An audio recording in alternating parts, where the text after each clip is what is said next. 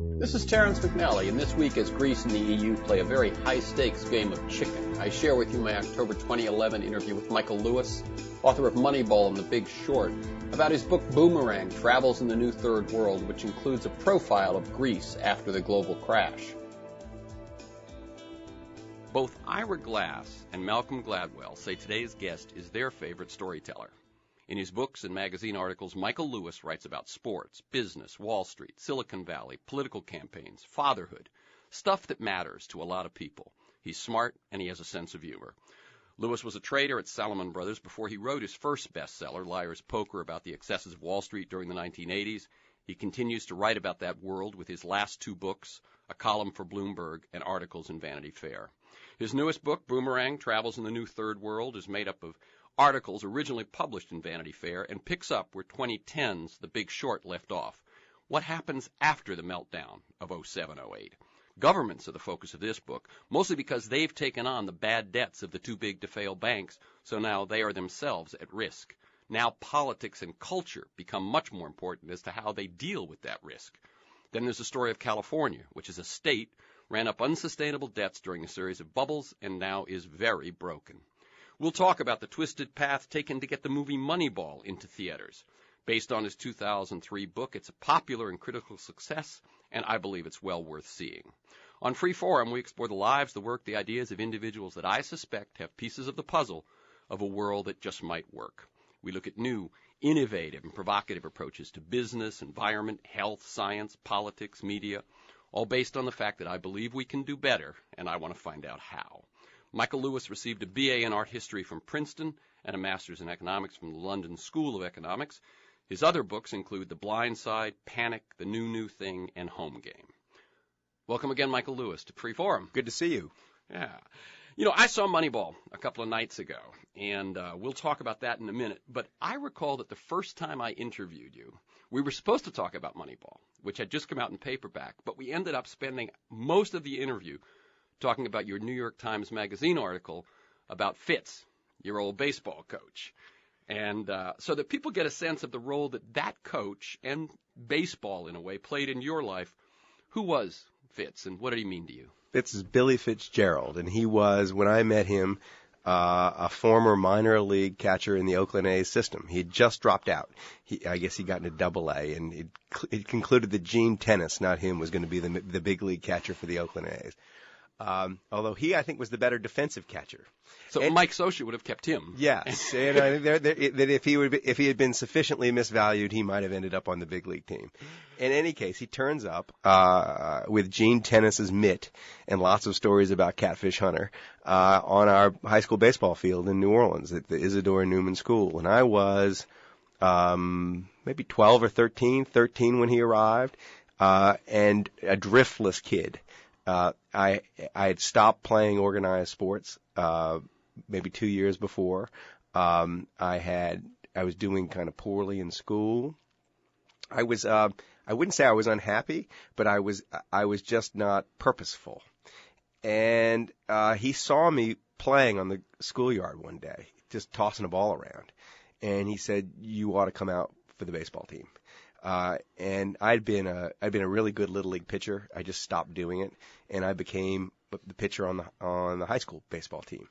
And he's one of these people. I mean, I say this in the piece, but the people in your life at that age in your life, they kind of who can become voices in your head. Mm-hmm. If they can get inside your head at that age, they earn the right to stay there forever. Right. And he had this incredible intensity about him that I'd just never seen before, and none of my peers had seen before either.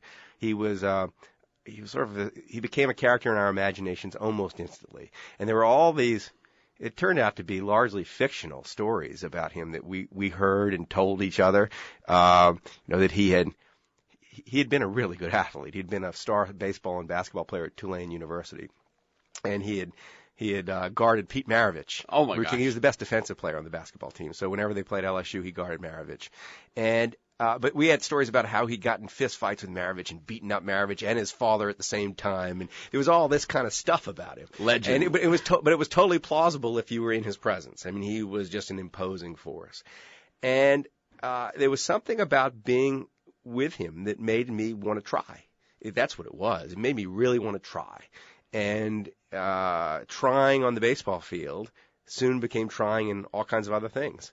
And I can remember the moment I remember just how stark my transformation must have been is that I had the same English teacher when I was a sophomore in high school and when I was a senior in high school, and she was the teacher nobody wanted. I mean, she was terrifying in her own way. And she'd given me a D when I was a sophomore and tried to get me basically thrown out of the school because I'd behaved so badly. And midway through my senior year, she looked at me kind of in wonder, and she said, "What happened to you? You're a changed human being. You're a pleasure to teach. You're doing extremely well." And I knew what had happened to me. What had happened to me was this interaction with this man. Wow. And, I mean, we can make up the story, but a failing English student in high school may not become a writer. Yeah, well, I think that what he did for me was give me a sense of possibility and a sense that limits were self-imposed, and a sense that I could try harder than anybody else. So even if I was not quite as good, that by sheer effort I could get somewhere that I wanted to go. And look, there's no question in my mind that without him I never would have become a writer. And he's a very intelligent man, and we're still very closely in touch. But he's given me, he draws these elaborate analogies between pitching and writing. And there's some real similarities in the psychological state you're in when you're pitching and when you're writing. You're alone on a mound, basically. It's a collaborative enterprise in a way with the reader, but no, you're kind of alone too. And the best way to do it is by indirection. It's all about, in a funny way, tricking the reader or tricking the batter into getting them into a different place in their head. You raise the level so you can come in low. You pitch them inside. You are manipulating the expectations of some other person. In one case, the reader. In another case, the hitter. And so there's some real similarities. But he's not the only reason I became a writer. But without him, he was a necessary step. That's great. And I remember the last time we talked about writing, you said that for you, writing is about the pieces that you can take out and the spaces you can leave. And that also plays into that misdirection, doesn't it? Absolutely. It's you want to leave. I mean, this sounds strange, but I think this is true. You want to leave the reader with the power to misinterpret what you're saying, so that people can come away with different views of the same story. I mean, there's a kind of, you want to be clear, but in the way the story is told, there has to be some ambiguity, or else it loses interest. It feels predetermined. It feels like there's no room for the reader to exercise any kind of discretion over the story. So in some sense, you're alone when you're writing, but it's a collaboration when they're reading. Oh, there's no question. I mean, anybody who's written anything for publication knows that you write one thing and they read another, and there can be almost opposite reactions to what you write, and you can't believe the same people are reading the same thing. I mean, you can't believe that the range of responses. Yeah. I'm Terrence McNally. I'm speaking with Michael Lewis, best-selling author of The Blind Side, The Big Short, Moneyball, and his newest Boomerang, Travels in the New Third World. To learn more, go to Bloomberg.com or VanityFair.com and search for Michael Lewis. He writes for both of them. One of the things I learned just recently, Michael, was that Blind Side happened because of an accident when you were interviewing a former baseball teammate for the Fit Story. That's exactly right. Moneyball had come out. I decided I wanted to write this piece about my coach. I was going through Memphis anyway, and for other reasons, and I thought I knew one of my former teammates, Sean Toohey, who's played by Tim McGraw in the movie The Blind Side, was there, and I hadn't seen him since high school. And Sean was an incredibly gifted athlete. He was drafted to play both pro baseball and pro basketball. He was my catcher in high school. And and he was very close to the coach because his own father had been a coach, and his father had had a crippling stroke when he was in high school. And they're both catchers. Yes, so I went to see Sean and to talk about Fitz. And Sean had been a poor boy growing up, and he'd obviously made himself very rich. And he was in this McMansion outside of Memphis, and there was this enormous black kid in his living room who didn't say a word. I mean, this was Michael Orr, and he was 6'5", 350 pounds at the time. He's in some ways bigger than he is now, and he's the right tackle for the Baltimore Ravens. Because he was fat, but he sat there the whole time I was talking to Sean. And no one ever explained who he was or what he was doing. And on the way out the door, I said, "You're really not going to let me get out of here without telling me what that's about. What is he doing?" She said, "He's moved in. He's Leanne's project." Leanne, and he started to tell me the story. It's actually pretty truthfully told in the movie. They saw him on the street. They knew he was this kid who had strangely gotten into their kid's school. And she stopped the car and picked him up and took him in. So that. I didn't think I was going to write about it, but I did think it was a very curious event, and Sean and I were back in touch. And he was the announcer for the Memphis Grizzlies. He does it just for kind of fun. Oh, no kidding. He's the color commentator. He's on TV. When they play the Warriors, he'd come out to see us in Berkeley and stay with us. And he just filled my ears with these stories about Michael's transformation. And I thought, one day we were out to dinner, my wife and Sean and I, and at the end of the dinner, we were both laughing and crying, and my wife turned to me and said, "You're crazy to be writing about anything else." And at that point, I kind of thought, there may be a book in this, but my publisher, there's nobody who's going to believe this book because nobody knows who they are. This is just a random family outside of Memphis, Tennessee, engaged in this thing. The question was how to generalize it, how to tell people that this is actually a big, important story. And that's where the Blind Side tells the evolution of quarterback protection and so on. Well, what happened was this: it became clear that there was a through line that was big, and it was this kid goes from being like the least valued human being on the planet, a homeless black kid in the Memphis ghetto, who's sure to be basically either shot or something bad in the next few years if he's left where he is born. And he goes from that to being one of the most highly valued children on the planet because he's perceived to be a future NFL left tackle who's the second highest paid position on the football field. And he's got exactly the traits of an NFL left tackle. And so the question is, what are the forces in the world that enable this transformation from least to most valuable? And one of them was his relationship with this adoptive family. He had a mother who was all of a sudden on him. Without the mother, he's not in school, much less playing football. And another is what happens in football to transform the role that he's destined to play. And so the other piece of this puzzle was that after Moneyball came out, NFL front offices were interested in having conversations with me because they were interested in the book. And there was an executive in the NFL front office who had laid out to me what I didn't know, which is that this guy nobody's ever heard of who protects the quarterback's blind side, the left tackle, has become the second highest paid player on the field. And it is this kind of idea of the hidden celebrity, the person who's no one understands their value. It echoed very nicely Michael's story, too. Well, that's also the story of Moneyball. Mm-hmm. That's, in some sense, the story in The Big Short. This thing it's all about value and how people see value and how people misvalue. Yeah, that's true. That's absolutely true. That connects. That theme does connect those three books. It's very different versions of the same of the same story, but this is a big question, and so yes, it's not. I'm drawn to that subject. Yeah, obviously. So let's talk just a little bit about Moneyball.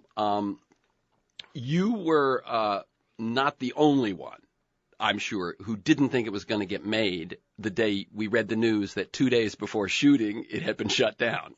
I was skeptical when the book was bought by Columbia to turn it into a movie.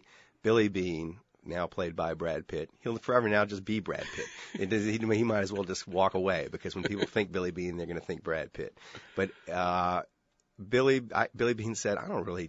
He had misgivings about me writing a book that involved him. He was not very eager for this process. And when all of a sudden it might be a movie too, he says, I'm not really sure I want to go here. And I said, don't worry, they'll never make it. They buy these things and they never make it. And I've had more likely books and stories get bought and just vanish into the black box that is the Hollywood production process. And so I assured him it wouldn't get made. And after a few years, he said, "You were right. This is great. We get this option money, and they just write us a check, and it's never going to get made." He was very pleased with the whole thing. And then it looked like it was going to get made. I mean, Steven Soderbergh was going to direct it. They were days before principal photography. And as you say, they spent $10 million at that point. Yes, they spent $10 million at that point. And Billy says, you were wrong. They're making it. And then it falls apart. And he goes, no, you were right. They're not going to make it. And I thought at that point, it was so, it was such an embarrassment. And there were these big articles, and like the New York Times thought it was newsworthy that this movie had fallen apart, and there was a gleefulness in the coverage. It wasn't going to happen. Everybody was very happy that there was this disaster, and it made the studio look stupid, and so on and so forth. What I knew and believed was that the two people who mattered most in the whole process had not had a moment's hesitation even through it all. One was Brad Pitt. He was just going to find a different director to do it because the studio had been disenchanted with Steven Soderbergh. And the second was Amy Pascal, who ran Columbia, who said, never mind the noise. We're gonna make this. It's just gonna take a little time. I must tell you, Amy Pascal was a development girl. She was my development girl on Earth Girls Are Easy. Yeah. I mean, well, she's an Earth girl, but she's not easy. No, no. But I mean, if you had, I knew she was driven. I knew she was smart, and she was passionate about movies. But who knew this was going to be the head of a studio? Well, and what I loved about her performance, and it really was a performance, was how nervy it was. It was. I don't care about the noise that most people have their lives guided by, what the New York Times says about them, that sort of thing. She just ignored it all and made a breathtakingly good movie. I mean, it is an unbelievably good movie. It's a movie that is almost sure to get an Oscar nomination. That it tells you something. It's sort of like if you just keep your eye on the right thing, like we're going to make a good movie, and ignore all the rest, your chances are better. Yeah, absolutely. I'm Terrence McNally. I'm speaking with Michael Lewis, best-selling author of The Blind Side, which also got an Oscar nomination and is, I didn't know this, the most successful sports movie ever made at this point. If success is measured in terms of money. Dollars. Exactly, yeah. One could say Raging Bull or, but the most successful. You know what I like about it is not that. I was told that it was the highest grossing movie with a female lead. And I thought that was great. That it was such a platform for an actress. I thought that was terrific. That's a great combination if you think about it. Highest grossing sports movie and highest grossing movie with a female lead. We're talking today about Moneyball, his film, which is the film based on his book, which is in theaters, and his newest book, Boomerang, Travels in the New Third World. You can learn more by going to Bloomberg.com or VanityFair.com and search for Michael Lewis. He writes for both of them, or just go to one of the theaters and see Moneyball. So I have a big appetite for sports, and I teach story and narrative to organizations when I'm not on the radio. And when I'm teaching them, I say sports writing is usually the best storytelling, certainly in newspapers, because I feel that they don't have to keep things tight to the vest, sort of. They have 162 games in a baseball season or 82 games in a basketball season, and they've got to make up a story that goes around those numbers. Your thoughts about that? It's the athletes, you compare the athletes as subjects to politicians on the front page or business people in the business section. They have much less to lose from what gets written in the newspaper. So there's already an advantage that the writer has, that the athlete's willing to say some things that maybe other kinds of people aren't willing to say. But the thing that sports what keeps drawing you to it? Well, is that you don't have to write about sports. Sports is a way to get to other things. And I mean, Moneyball to me at bottom was a book about markets. It was about the way markets misvalue people. And The Blind Side was it was about many things, but it was an extension of this about how the world values this one person. And the sports, in some way, funny ways, is a backdrop or an excuse, but it's also a source of action and movement. It's writing is about creating movement on the page, and it really helps if people are moving through space and bodies are colliding and so on and so forth. And games have a time limit, seasons have a time limit. You have a ticking clock usually.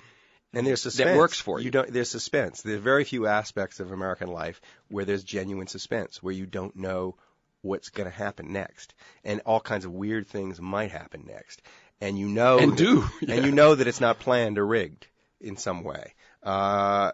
So you've got that going for you too. So it's a place to set stories about all kinds of things, and the characters just generally are pretty rich. I mean, people's passions are invested in it, and it's not like you can rationalize. There's success and failure, and everybody acknowledges it.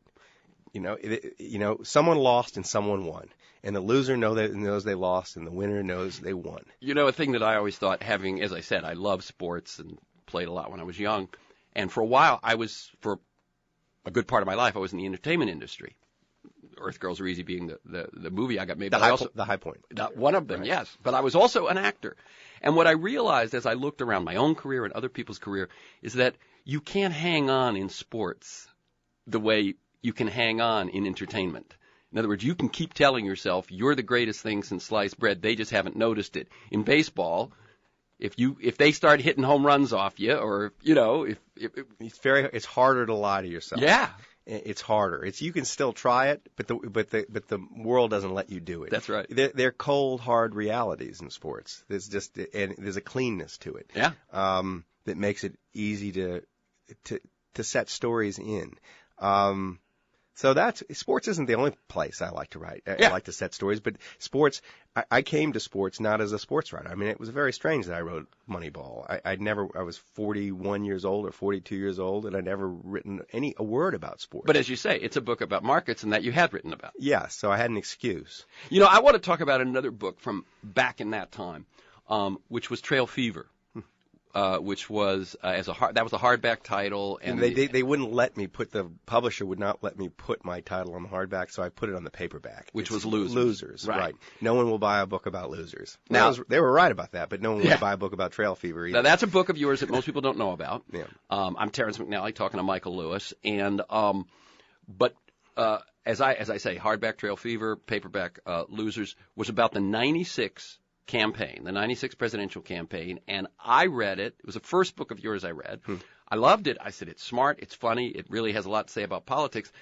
You wrote for the New Republic. Mm-hmm. You wrote for Slate. You wrote a lot about politics years ago.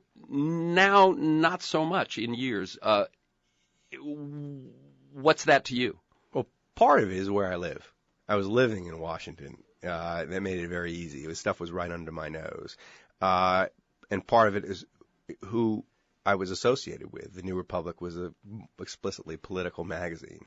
But Vanity Fair certainly writes. Oh yeah, and the new, Boomerang certainly is about politics, as I said. Now finance, because the governments are in trouble. Now finance. I'm wandering around talking to heads of state and heads of the finance ministries. Heads of ministries, yeah. Yeah. So, but when the Boomerang is funny.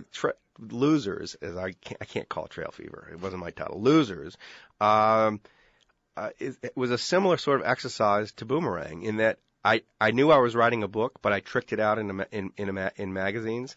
I plotted it. I plotted a book and then went out and wrote it in like a Dickens novel almost, right? Oh, I didn't realize that. Yeah, so I knew it was a book when I was writing the first word of it, and it was just a question of how it was going to get executed. And I thought in covering that campaign, the way I ended up doing it was saying, officially it's Bob Dole versus Bill Clinton, but that is the least interesting thing that's going on here. The campaigns are so essentially dishonest and guarded that there's no point in trying to get to know those people. But there are all these other people running for president, and actually, it's great. At any given time, you have no idea how many people are running for president. You'd have no idea. You'd think it's a dozen or whatever you see on TV. No. There are hundreds of people out there who think they're running for president, and they have eight passionate supporters. And so these people had these little passion groups that were wandering around the country with them, and it was a way to wander passionate political America, basically. Not manipulative, stage managed political America. Right. In other words, when you're for like Maury Taylor, Grizz, when you're for him, it's not about the payoff. It's about something. It's about your passion. Yes, the only reason you're for Ralph Nader in that book, Ralph Nader, Alan Keyes, or Pat Buchanan, or Maury Taylor, whoever it is because you really care about something that they say, not because you think they're going to win. Yeah. And so it was a way of identifying what people really cared about. And this was very important because what people really care about tends to percolate up to the major candidates. There's that famous Richard Hofstadter line about third parties in America. It says they're like bees. First they sting and then they die. They have the ideas come from there. The change comes from there. And when it gets to a tipping point, the big parties co-opt it. And so if you want to see where the world's going, don't look below the big parties. Look at Occupy Wall Street.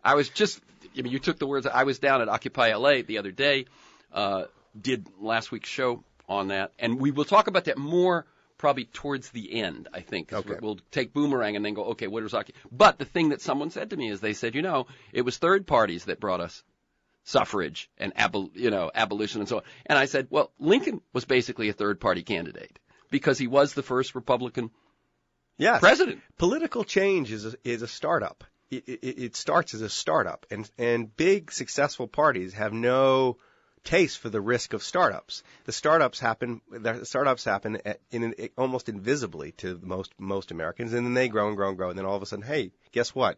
The Democratic Party just assimilated the views of Occupy Wall Street. And so that's what I was looking at, and that's what interested me. And, of course, then the characters are more accessible. They have nothing to lose. Right. You want to talk to me? Great. Yeah. Thanks. Come along. You want to stay in my house? That's really what happened. And you get to really know people. And so it was a way to breathe life into what was essentially a dead process. But you asked me why I don't write about politics? Yeah. The question is, having done that once, what else is there to do? And you could write about political policy. There are people who do that very well. It wouldn't be my strength. It's not my comparative advantage as a writer. Every now and then I find politicians in situations that really interesting me. I did a couple of big pieces about John McCain. I almost went out with John McCain in the last campaign. I went out with him for 2 days and then decided it's going to be this problem again, that it's this kind of stage-managed, false event, and I don't really want to be a part of it. But I could see right now, I would love to write a piece about Barack Obama.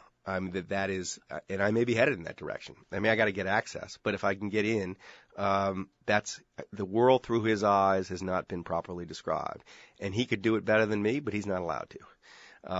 So let me tell people, we're right at the halfway point. We're going to stick with that for a second. I'm Terrence McNally. I'm speaking with Michael Lewis, best-selling author of The Blind Side, The Big Short, Moneyball, on which the movie in theaters right now is based. And we're talking about a lot of things. And we will talk about Boomerang, his new book, Travels in the New Third World. And to learn more, go to Bloomberg.com or VanityFair.com and search for Michael Lewis. When you say that you'd like to write about Barack Obama and may, what's percolating in you? Because you, and we may not have time to talk about it, but it's clear that you look for characters. You look for stories, but you really look for characters. You tell stories about ideas, but they're always built around characters. So when you say writing about Barack Obama, he's the character, what do you see? One is a literary opportunity. He's misdescribed in the public debate about him. Both left and right are angry at him. Everybody's angry at him. I mean, it's an amazing achievement. This man was handed this horrible mess. I mean, this horrible mess. He walked into the least promising political environment one could walk into. Problems that were without solutions, and solutions that were not going to please people. And he has struggled to find solutions, struggled to build bridges to his opponents, and everybody hates him for it. And you can see there's this kind of longing to pin him to the page, to say, oh, now we know who this guy is after 3 years in office. He isn't for the left, he isn't who we thought he was. That's one narrative. That's one narrative. The other narrative is he is who we thought he was. And neither one of them sound true. Neither one of them appreciate the context in which he operates. He is a clearly very, very sensitive, very, very intelligent person. He's a rare writer who managed to become a president. And it just doesn't happen very often. Lincoln, I think, is the last one. I think JFK had people ghost his things. I think so. Yeah, no, the last person who actually had a felt literary sense was Lincoln. Yeah. And Obama has that. Right. Now, it was one of the things that impresses me about Jim Webb, the senator from Virginia. Right. Is also am I right, Virginia? I think so. Also a writer. So he has the ability to go into a room alone and come out more interesting than he went in, which writers can do. They can go into a room alone and come out more interesting than they went in. They don't need help. And so I'm sure he's doing that. And his perspective on governing us has got to be very, very interesting.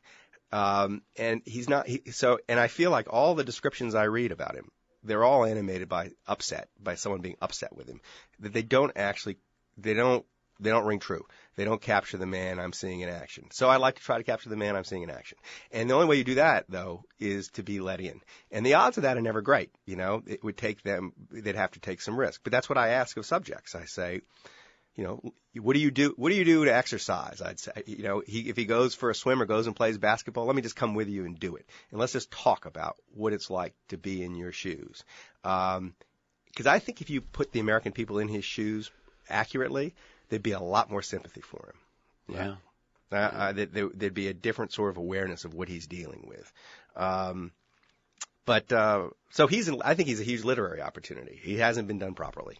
Except by himself, and before he got to power, and exactly. So that was we have good literature about the early Barack Obama. Yeah. And one day he will sit down and write a wonderful memoir, but that's a decade away. Yeah. And right now, I think there's kind of a need to walk to walk in his shoes, to walk in his shoes. Yeah. Never mind what you think about him. Let's walk in his shoes and see how it feels. Well, let me just ask you one more thing about this. Would be just your take on it. His insistence on reaching across the aisle, his insistence on trying to get compromise, trying to get buy-in. For me, when on the stimulus bill, first major piece of legislation, he takes out $40 billion for the states, which ends up as a big part of. I mean, that crisis is dealt with in Boomerang, right. The crisis of the states. He takes out $40 billion that would have gone to the states, would have helped states, would have been spent immediately to get Republican votes. He doesn't get a single vote. Yeah. To me, at that moment, I just said, what I just gave up and what they did to me in return, and they're hurting their own governors, they're hurting their own citizens and so on. That would have been a lesson learned. And yet he persisted and persisted and persisted. What do you make of that? So one of the reasons I want to write about him is that I don't have – these are great questions you want answered. They're all these questions you want answered. But I can imagine something like this going through his head. Before I declare a war, if I'm going to win the war, I have to demonstrate to the American people that I did everything possible to avoid the war, that I bent over backwards to have a civil relationship with the opposition, and the opposition demonstrated they were incapable of a civil relationship. Once that is not just said but shown, he may have different sorts of powers. And so that's one thing might be going through his head. Yeah, this stinks. It's horrible how they behaved. But if we accumulate enough evidence about how they behave, maybe I can do different things to them and the American people will accept it and not hold it against me, kind of thing. I can imagine that story. And And I can also imagine that they actually get kind of rolled sometimes. that they get told one thing, and then another thing happens. It's pretty clear that the Republicans don't have control of themselves, right?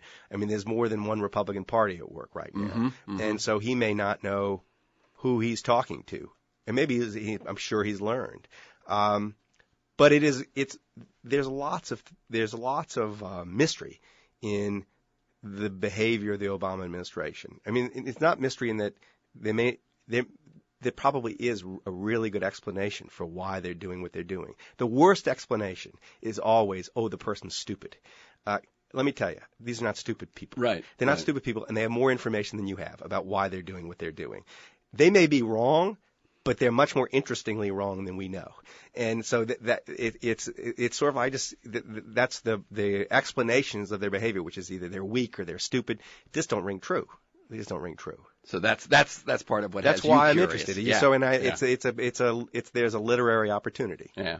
That's Michael Lewis, and I'm Terrence McNally. We're talking about lots of things, and now we're going to shift very soon to talking about Boomerang. I did want to ask one more thing about writing, because Felix Salmon wrote an article in which he disparaged your piece on Germany. But he said something I found very interesting. He said that much of what Lewis does when reporting and writing his stories is simply unique. His technique is labor-intensive, which many people, it looks so facile, many people may not understand that. He talks to an enormous number of people, works out what story he wants to tell, and puts together various tales and individuals he's discovered over the course of his reporting in the service of telling that story in the most entertaining and compellingly readable way. It doesn't matter how important you are or whether you've given Lewis an important nugget. If it doesn't help the structure of the story, he'll happily leave it out. That was an interesting take on what you do. Well, that's true. I mean, that's a fair description. He wouldn't know because he's just guessing. He guessed. Yeah, but it's true that it's true. And it's curious to me that when people read what I've written, they sort of assume that everything that I found out is in the story, and the vast majority of what I found out is not. And we said before that writing is in part about what you leave out, and so it is entirely possible, for example, that if I got let into the Obama administration and Obama gave me an interview, that the reader might never know it. That I could write the whole story about Obama and his voice wouldn't be there if it didn't seem like it was relevant. That the job I think I do is just that, is to sort of try to figure out what's going on here, make sense of the situation, and find the narrative that explains what I've figured out, or that draws the reader into what I've figured out.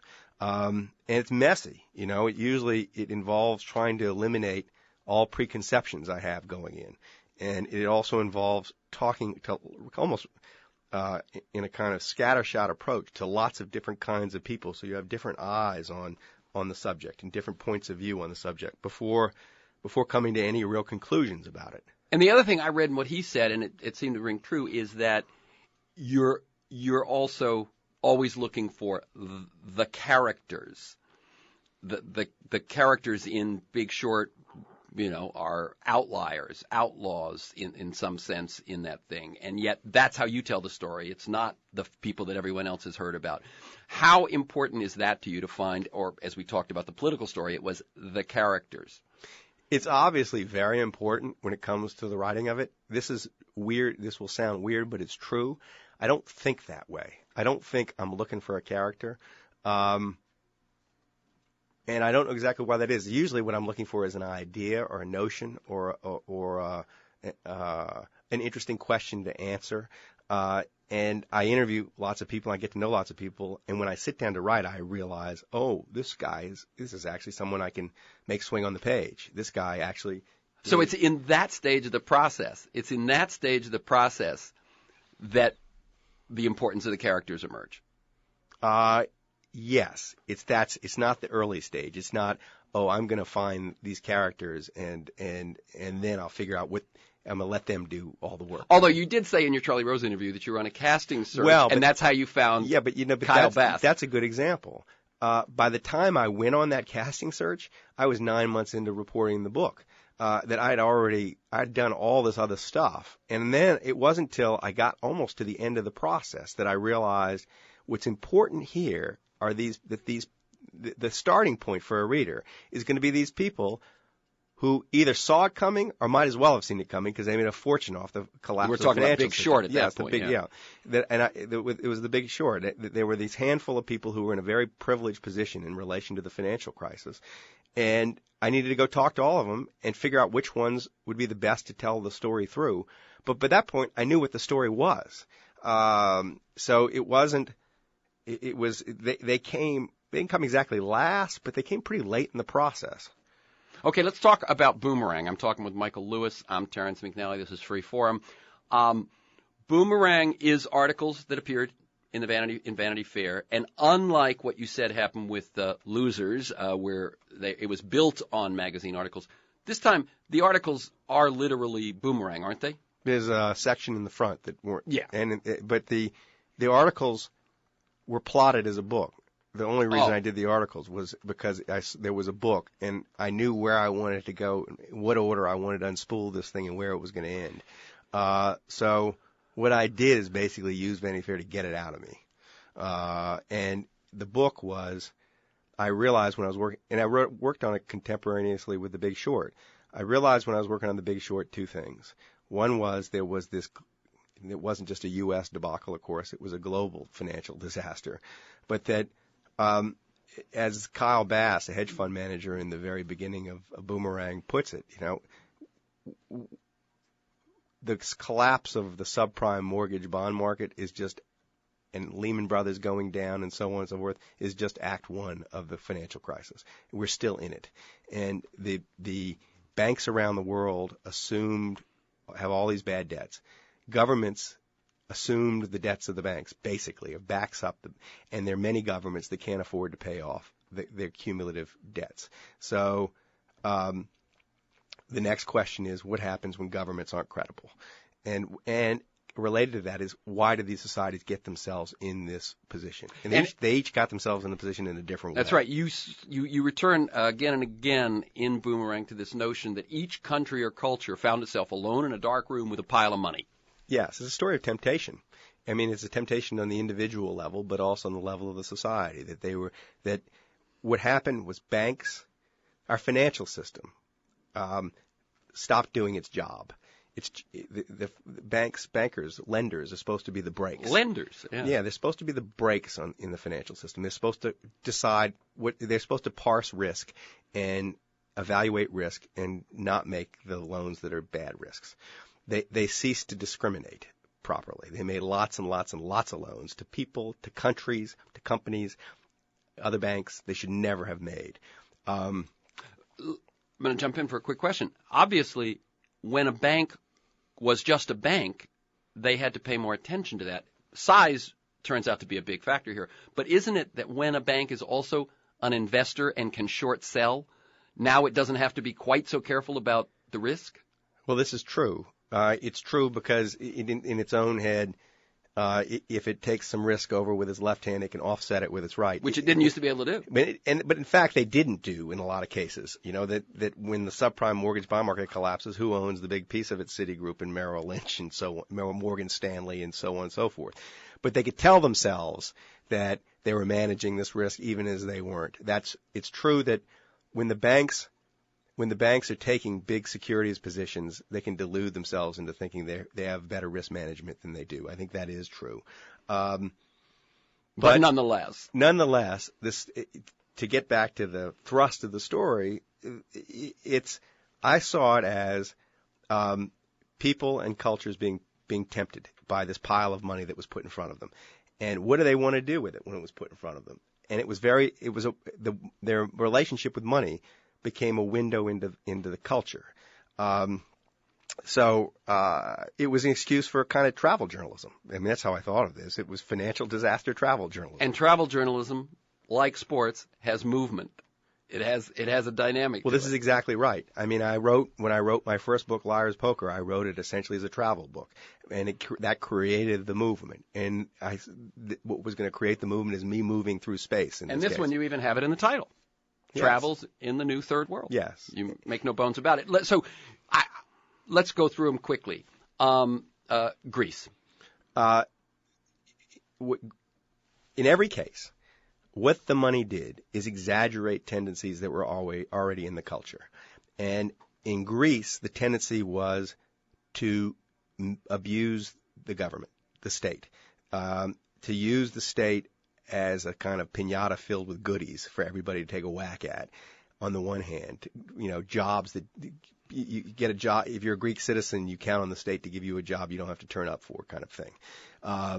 The state, I mean, one piece of information, this is just breathtaking, but so the Greek National Railroad has annual revenues of 100 million euros, pays out 400 million euros in salaries. In salaries? In salaries. And that doesn't mean they bought any trains. The average salary, if you're an employee of the Greek National Railroad, is 65,000 euro a year, which is more than any private company in Greece pays. So this is an indication of the scope of the problem. And they don't pay their taxes. Well, on the other side, they don't pay their taxes. In fact, it's endemic to the culture. You're regarded as a fool if you pay your taxes. So it's a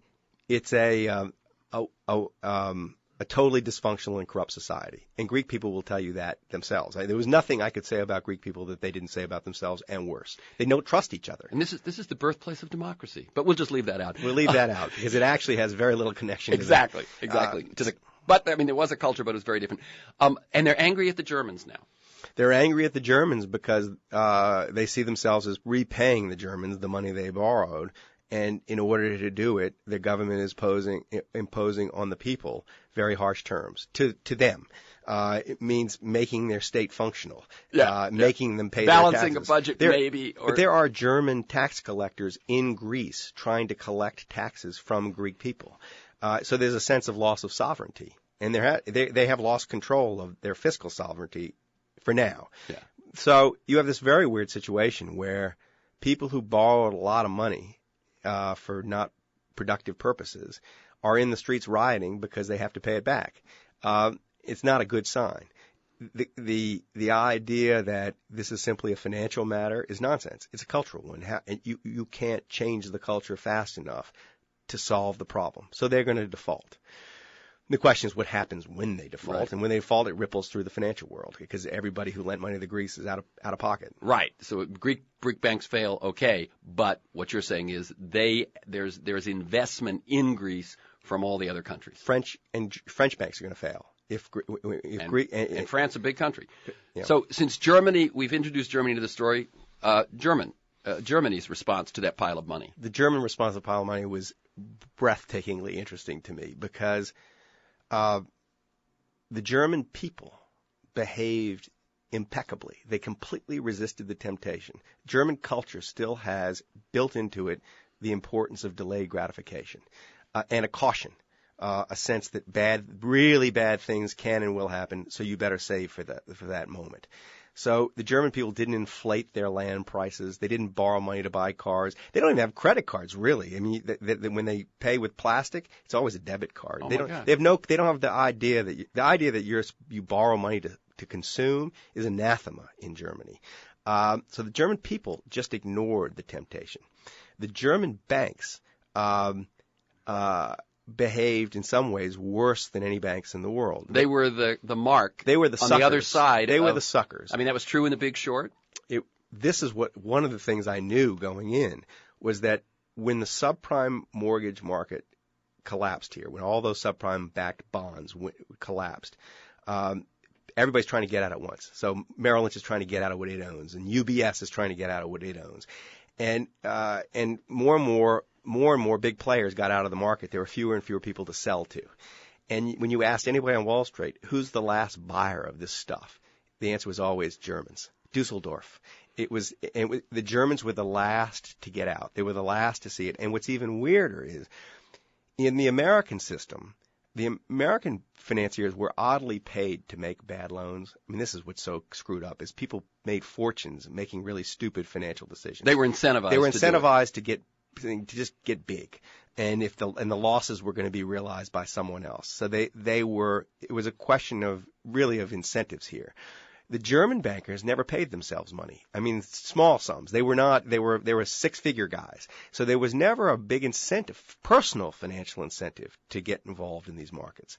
But they did every stupid thing you could do with money. They did it. They lent the money to the Icelandic banks to get huge. They lent money to the Greek government. They bought U.S. subprime bonds. They invested one way or another in Spanish real estate. The only thing they missed, the only bullet they dodged was Bernie Madoff. And the only reason they dodged it is there are basically no Jews in German finance. I mean, and if there had been Jews in German finance, they'd have found that too. So the question was, how does this happen? How do the people behave so well and the bankers behave so badly? And because we got about 5 minutes left, and I do want to get back to Occupy Wall Street. So I'm going to skip Iceland. I'm going to skip Ireland, except in Iceland to say that it's worth looking at.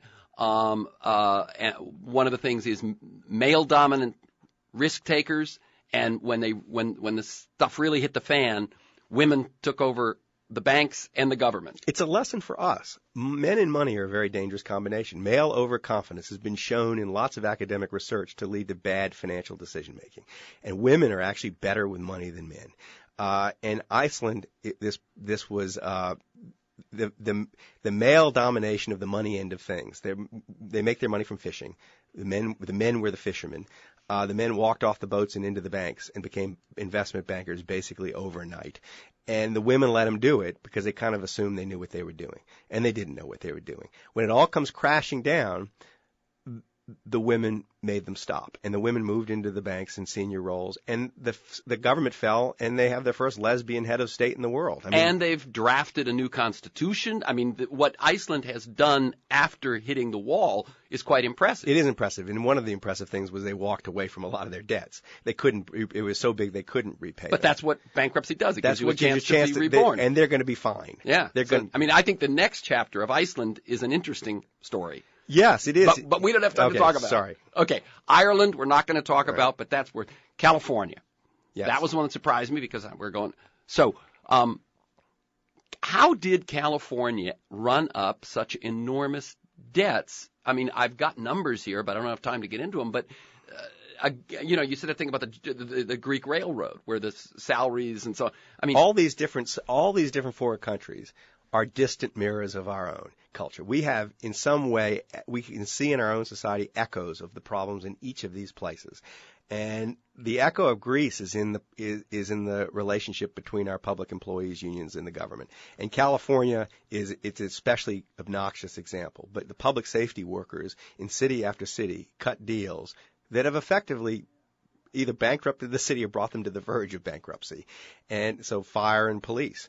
And if you ask the same question of America that I asked of these other societies, what did this event tell you about the society? And there were two things that were quite obvious in America. One was we're perfectly willing to let the strong exploit the weak.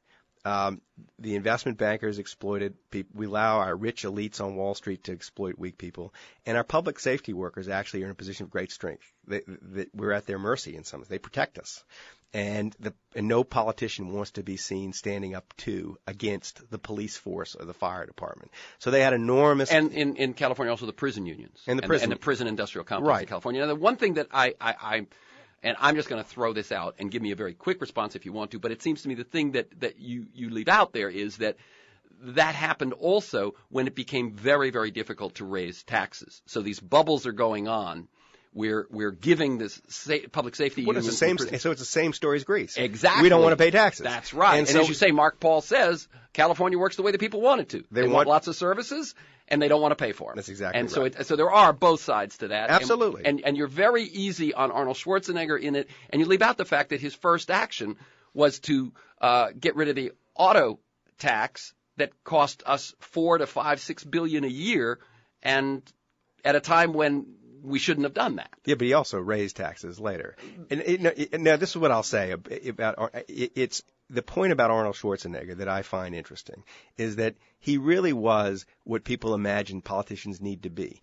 totally independent walking in. He could do what he wanted to do. And he did try, as Mark Paul, an independent analyst, said, everything. Yeah. He tried to be a Democrat. Yeah. He tried to be a Republican. He tried to go directly to the people. Nothing worked. But I will also say, I think he always tried it from that position of entitlement that he's grown into. As you say, you quote him. You ask him if I asked Schwarzenegger how much time he had spent as governor grappling with the on-the-ground local implications of the big state crisis, and he says, you say the question pretty clearly bored him. I'm not into the local stuff. I was born for the world. I have a feeling that Arnold never saw what was happening to other people. Now, we started this interview by you saying it's important to leave holes for the reader to walk into. So people who hate Arnold Schwarzenegger, as you clearly do, can walk into my piece and find evidence to support their feelings. But people who are more kindly disposed can also walk into it and find evidence to support their feelings. Hate's a little strong, but okay. What do you think of Occupy Wall Street? What? I think it's a really good thing. It's a really healthy sign, because I was afraid that essentially what we were going to get is just despair. That for the young people especially, we're going to say, what's the point? I can't change anything. And what these people are saying is I can change something. And it is so outrageous what's happened in this country that the elites cause this problem. The people who are paid the most, cause this financial crisis. They are bailed out by the taxpayer. And then once bailed out and restored to health, they do their best to prevent reform of the system. And the system badly needed pretty draconian reform. It's outrageous. They've broken the social agreement, sort of. We'll bail you out. Now, when we come to reform you, work with us. They broke two rules. They broke their own rules of capitalism. They should have all failed. They could have they'd all been out of business if the government hadn't stepped in. And then they seemed to think that they were owed it afterwards. And I think that that kind of unfairness will leave you either cynical and despairing or angry and ready to change things. And it's really good that people are angry and ready to change So to you, the Occupy movement, ill-defined as it may be, is a good sign and has real possibility. Oh, yeah. I mean, is that something you'd write about? Yes. Yeah. I mean, I would think that would be something interesting. Yes, but it's just started. Exactly. So, the new book is Boomerang, Travels in the New Third World. The film Moneyball is in theaters, and a couple of websites to read more are Bloomberg.com and VanityFair.com. You can listen to this week's conversation and many others anytime during the week by linking to our podcast. You can sign up to have it delivered to you weekly. For podcast articles, transcripts, go to aworldthatjustmightwork.com or TerenceMcNally.net. They're the same website. You can sign up there. You can get the podcast. You can sign up also to have it delivered to you weekly there, or at iTunes. You can also sign up there, or by emailing me at temcnally@mac.com to get a weekly announcement telling you who's going to be on, what we're going to talk about, and some background. Thanks to G, my engineer, Stan Mizrahi, and Mark Maxwell in production, Matt Perez in traffic, and to you, my listeners. Finally, thank you to Michael Lewis. Keep up the good work. Thank you.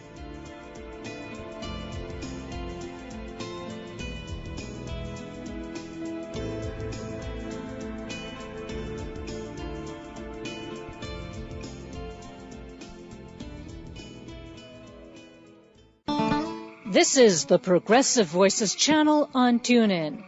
Patriot-made audiocast summer memories from our Progressive Voices friends. I'm Casey Hobbs, one of the hosts of Nurse Talk Radio, and my best summertime memory is swimming. I loved the water. I came from a family of 7, so we didn't take vacations, and we swam in our next-door neighbor's pool or in the public pool, and I swear I could have been in the water all day. I felt that I was part fish.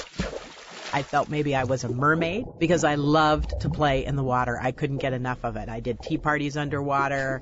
I did the whole enchilada. I totally loved it. This is Shane Mason, one of the hosts of Nurse Talk Radio, and one of my best summer memories was a camping trip that we took where I was in a pop-up camper. I was very young, and actually a lot of this was being told to me I was young enough. A tornado hit the little copse of trees that we were in. Only in Oklahoma. Yeah, rolled the pop-up camper over onto its side. My parents could not find me. They were digging around. There's lightning going everywhere. They bundle me up. We get in the four-wheeler, go up to the top of the hill where hopefully it's a little safer. My mom runs into the porta potty, and then a tree falls over onto the porta potty, hits my mom in the head, knocks her unconscious. Oh, my God. We have to wait until the next morning to see if everyone is okay. Everyone was fortunately okay. I'm Patty Lockard, and I'm the executive producer of Nurse Talk Radio. We used to travel to Colorado Springs, Colorado with my family, and we stayed at my aunt and uncle's wonderful motor court. You know, in the 50s and 60s, they were very popular. This was called the Cadillac Court, and my aunts and uncles owned it. We were very, very proud to be guests there every summer, and we stayed in the El Dorado room, and when the sun went down, we got to go out and pull the cord that turned on the neon sign that said Cadillac Court. Send your recordings of summer memories to us at patmadeaudio@gmail.com. This is the Progressive Voices channel on TuneIn.